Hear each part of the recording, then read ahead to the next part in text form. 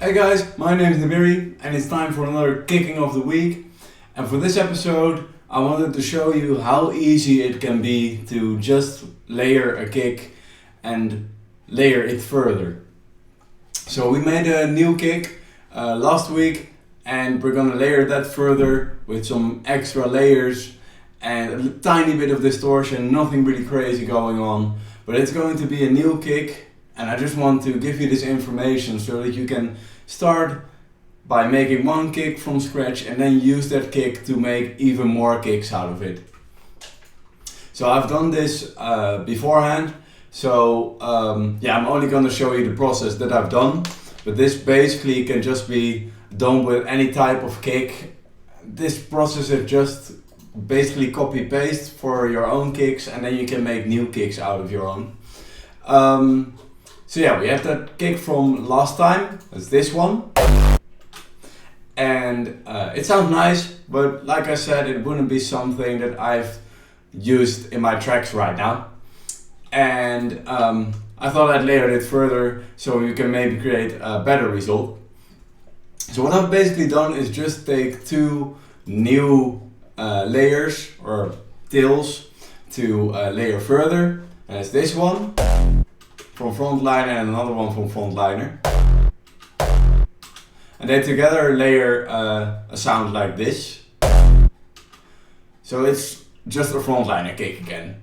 And what I did with that, it was just basic EQing and distorting it.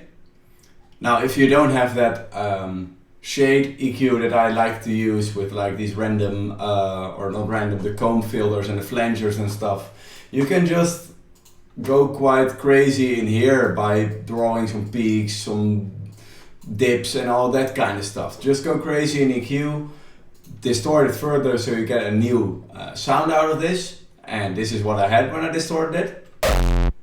It's just really distorted, but it's still a nice till. Then you export that and just put that underneath your original till. If you did it correctly and if the sounds match each other, you can really just create a new sound in your till already. So we got our layer over here. That's the layer that we made over here.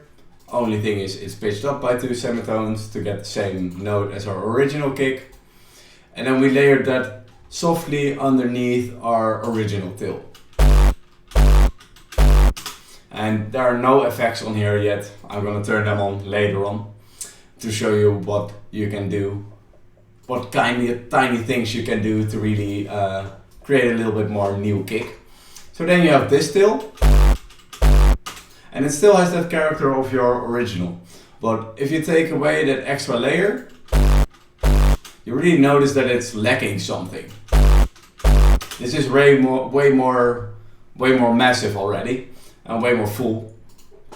Now what I did was distort it a little bit further again, and I said this a few times already, I kind of don't distort a little bit, I always distort all the way and then maybe play around a little bit with the dry wet, how you want to call it.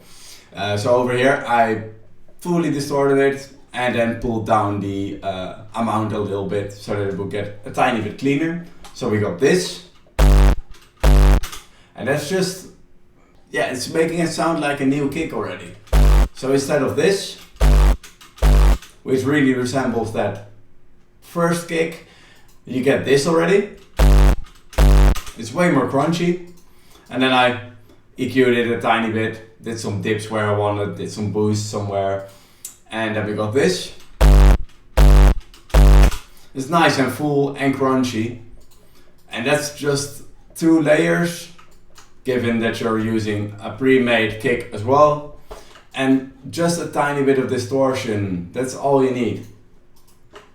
Then after that I made the punch, and for the punch I of course took the original, and the original was this. Again, there are no effects on here yet, so it's just a punch, but it just lacks some body. Maybe, yeah, I put some effects on here, that's my bad. Yeah, I just gave it a little bit more of a resonance. Then I distorted it. And then I did a final filter. Just a little boost in the highs. Then this sounds nice and it's still sounding like that first punch. It's just a little bit more edited. Then I took another punch from a frontliner kick. You don't need to use the same kicks that you've been using over here. I think I've been choosing another one. Let's see. Yeah, I just chose a new random one that I felt would fit my punch. So then we got this. And this just already gives that body again, just like that other easy tail layer. You go from this, which has that character, to this. It's already way more full, but I felt it could be a little bit more snappy again. And I used a club kick for that. And this club kick is just from a Vengeance pack. And when you layer this underneath there, it just takes it again to another level. It's just a little bit more snappy and I like the sound a little bit more. Then of course you got some after EQing, but that's just things that you'll listen to when you're making that sound.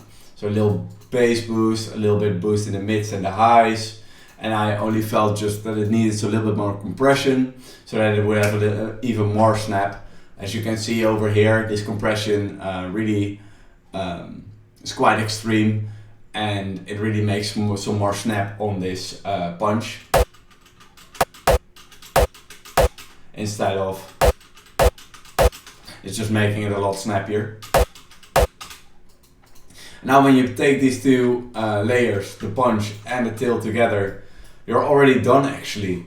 It's just this, just limit it a little bit. I think it done quite much, 3 decibels, not too much. And yeah, that's it actually.